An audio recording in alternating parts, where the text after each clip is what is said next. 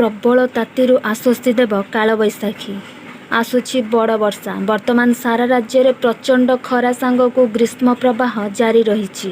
ଅସହ୍ୟ ତାତିରେ କଲବଲ ହେଉଛି ସମଗ୍ର ଓଡ଼ିଶା। ଚଳିତ ବର୍ଷ ଏପ୍ରିଲ ମାସରେ ତାତି ନୂଆ ରେକର୍ଡ ମଧ୍ୟ ସୃଷ୍ଟି କରିସାରିଲାଣି। ପ୍ରାୟ ସବୁଦିନ ପୂର୍ବାହ୍ନ 11:30 ପରେ ତାପମାତ୍ରା 40 ଡିଗ୍ରୀ ଛୁଇଁ ଯାଉଛି। ଘରୁ ବାହାରିବା ତ ଦୂରର କଥା, ଘର ଭିତରେ ମଧ୍ୟ ଶାନ୍ତିରେ ରହିବା ମୁସ୍କିଲ ହୋଇଛି। ତେବେ ଏହା ଭିତରେ ରାଜ୍ୟବାସୀଙ୍କୁ କାଳବୈଶାଖୀର ଅପେକ୍ଷା ରହିଛି। ତେବେ ଆଗାମୀ 3 ଦିନ ପାଇଁ ପ୍ରବଳ ଖରାର ଆଲର୍ଟ ରହିଥିବା ବେଳେ ଏହାପରେ ଗରମରୁ ଆଶ୍ୱସ୍ତି ମିଳିପାରିବ।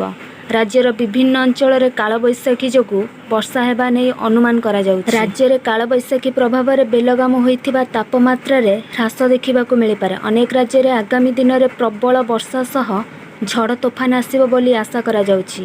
ତେଣୁ ବିଶେଷ କରି ଉତ୍ତର ପଶ୍ଚିମ ରାଜ୍ୟରେ ଆସନ୍ତା 4 ଦିନ ଯାଏ ବର୍ଷା ହେବାର ସମ୍ଭାବନା ରହିଛି। ଓଡ଼ିଶାରେ ବି କିଛି ଦିନ ମଧ୍ୟରେ କାଳବୈଶାଖୀ ଯୋଗୁଁ ବର୍ଷା ହୋଇପାରେ ବୋଲି ଅନୁମାନ କରାଯାଉଛି। ପାଣିପାଗ ବିଭାଗ ହିସାବରେ ପୂର୍ବ ଓ ଦକ୍ଷିଣ ଭାରତରେ ଆସନ୍ତା ଯାଏ ହିଟ୍ ୱେଭ୍ ଜାରି ରହିବ।